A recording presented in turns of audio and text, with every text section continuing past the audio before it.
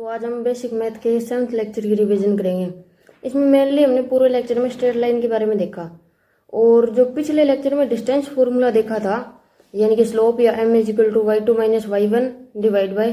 x2 minus x1, उसी से हमने स्ट्रेट लाइन की जो जनरल इक्वेशन होती है जो हम हमेशा से पढ़ते आ रहे हैं उसको डिराइव किया था।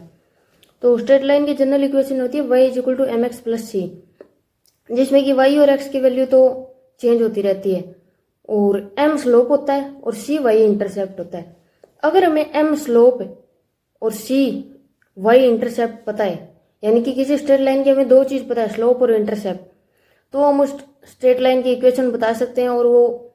मतलब कहाँ उसकी x की वैल्यू क्या होगी, y की वैल्यू क्या होगी, मतलब हम स्ट्रेट लाइन को ड्रॉ कर सकते हैं अगर हमें स्लोप और इंटरसेप्ट की वैल्यू पता है। और अक्यूट एंगल होगा तो स्लोप पॉजिटिव होगा और ऑब्ट्यूज होगा तो स्लोप नेगेटिव होगा, वो तो पिछले लेक्चर में देख लिया था। अब जैसे बात करते हैं कि अगर स्लोप की वैल्यू मतलब हमें कोई इक्वेशन दे रखी है और उससे हमें स्ट्रेट लाइन ड्रॉ करनी है, तो उसमें अगर स्लोप की वैल्यू 2, 3, 4 इस टाइप से दे रखी है, मतलब कोई स्पेसिफिक एंगल पे वो वैल्यू मिलती नहीं है टेन थीटा पे, मतलब टेन की कोई स्पेसिफिक वैल्यू नहीं दे रखी जो हमें पता होती है उनमें से, तो हम सीधा वो पॉजिटिव होगा उसका स्लोप या नेगेटिव होगा उस हिसाब से उस स्लोप को और इंटरसेप्ट को पुट करके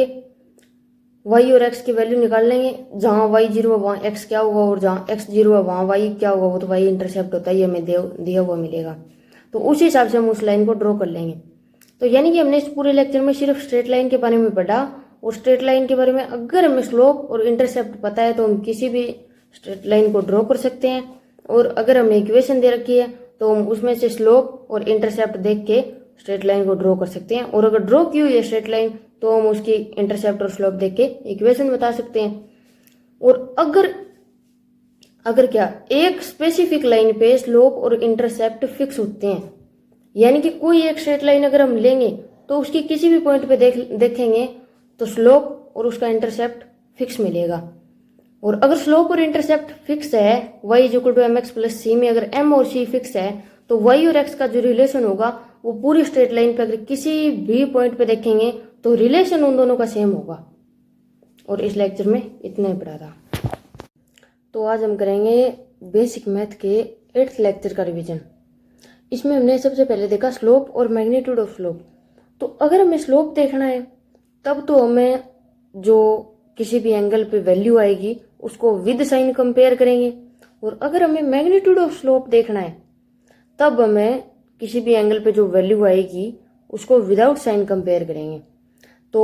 पहला रिलेशन या फिर मतलब पहला तो सिंपल तरीका यही हो गया देखने का कि अगर मैग्नीट्यूड ऑफ स्लोप है तो विदाउट साइन कंपेयर करेंगे, और अगर स्लोप है सीधा तो विद साइन कंपेयर करेंगे। और दूसरा सिंपल तरीका है अगर हमें ग्राफ में देखना है तो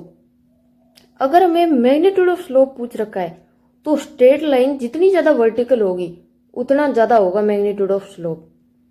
यानी कि जैसे हमें टेन थीटा की वैल्यू देखते हैं तो टेन की वैल्यू 90 डिग्री पे होती है अनडिफाइन या इनफाइनाइट, और 0 पे होते हैं 0। तो 90 डिग्री पे इनफाइनाइट है, 90 डिग्री से कम जैसे जैसे पीछे जाएंगे 80 डिग्री, 70 डिग्री, 45 डिग्री, तब भी वैल्यू घटेगी, और 90 डिग्री के आगे जाएंगे 100 डिग्री, 120 डिग्री, 130 डिग्री, तब भी वैल्यू घटेगी 10 की। तो इसका मतलब 90 डिग्री पे सबसे ज्यादा है, और जब जो हमारी स्ट्रेट लाइन है वो एग्जैक्टली वर्टिकल हो जाएगी या एग्जैक्ट वर्टिकल हो जाएगी एक्स एक्सिस के साथ, तो वो 90 डिग्री का एंगल बनाएगी, तो वहां मैग्नीट्यूड ऑफ स्लोप सबसे ज्यादा होगा। तो अगर हमें मैग्नीट्यूड ऑफ स्लोप देखना है तो स्ट्रेट लाइन जितनी ज्यादा वर्टिकल मैग्नीट्यूड ऑफ स्लोप उतना ज्यादा, और अगर सीधा स्लोप देखना है तो वैल्यू वाइज उसको साइन के साथ कंपेयर कर लेंगे और हमें पता लग जाएगा। उसके बाद हम देखते हैं जैसे हमें कोई स्ट्रेट लाइन की इक्वेशन दे रखी है। स्ट्रेट लाइन की इक्वेशन वो होती है जिसमें y की पावर भी 1 हो और x की पावर भी 1 हो, और इनमें डायरेक्ट का रिलेशन हो, डायरेक्टली प्रोपोर्शनल हो ये। तो जैसे कोई इक्वेशन दे रखी है y is equal to mod of x, या y is equal to mod of minus x, या y is equal to mod of x minus 2, यानी कि y की जो इक्वेशन दे रखी है वो मोड में हो। इसका मतलब ये है कि x की हम कोई भी वैल्यू पुट करेंगे तो y हमेशा पॉजिटिव होगा। जैसे y is equal to mod of x है, तो अब अगर इसमें हम x की कोई नेगेटिव वैल्यू पुट करेंगे तब भी y पॉजिटिव में आएगा, और x की अगर हम कोई वैल्यू पॉजिटिव में पुट करेंगे तब भी y पॉजिटिव आएगा, क्योंकि जो x के बाहर वाली साइड जो मोड लगा हुआ उसका मतलब उसका काम यही है कि एक्स की कोई भी वैल्यू हो उसको पॉजिटिव में चेंज कर देना। तो इसका मतलब है हम जो ग्राफ बनाएंगे उसमें वाई की वैल्यू नेगेटिव हो ही नहीं सकती, चाहे एक्स की वैल्यू कुछ भी पुट कर दो। तो मोड वाली इक्वेशन का ग्राफ बनाने का तरीका होता है कि पहले तो सिंपल हमें मोड को हटा के ग्राफ बनाएंगे, सिंपल जिस तरीके से हमने पिछले लेक्चर में सीखा या जिस तरीके से हमें आता है। जैसे y is equal to mod of x है तो इसमें मोड हटा के y is equal to x का ग्राफ बनाएंगे सिंपल। और y is equal to x के ग्राफ में स्लोप हमें दे रखा है 1, स्लोप की वैल्यू 1 है,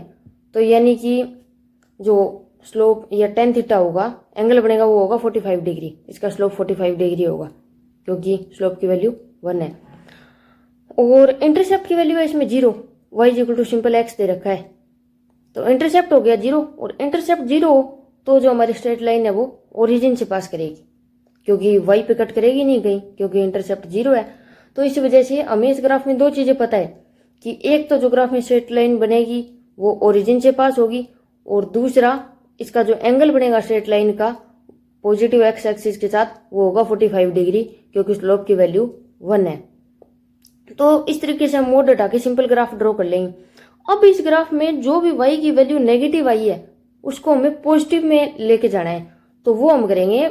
सबसे पहले हम एक्स एक्सिस को मिरर एज्यूम कर लेंगे। एक्स एक्सिस को जब हमने मिरर एज्यूम किया उसके बाद जो भी वैल्यू हमारी वाई की नेगेटिव में आई थी उसको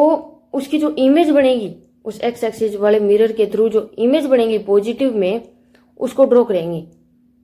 और वही होगा हमारा फाइनल ग्राफ। यानी कि वाई की जो पॉजिटिव में वैल्यू आ रही थी पहले से ही वो, और अब जो इमेज बनने के बाद जो ग्राफ बना है, यानी कि जो वाई की नेगेटिव वैल्यू आई थी जब उसको हमने पॉजिटिव में चेंज कर लिया, वो इन दोनों को मिला के जो ग्राफ बनेगा वो होगा हमारा फाइनल ग्राफ। तो अगर मोड वाली इक्वेशन दे रखी है तो उसका ग्राफ बनाने का तरीका है, सबसे पहले मोड को हटा के सिंपल ग्राफ बनाएंगे, फिर जो वाई की नेगेटिव में वैल्यू है उसको एक्स एक्सिस को मिरर एज्यूम करके पॉजिटिव में ड्रॉ कर देंगे।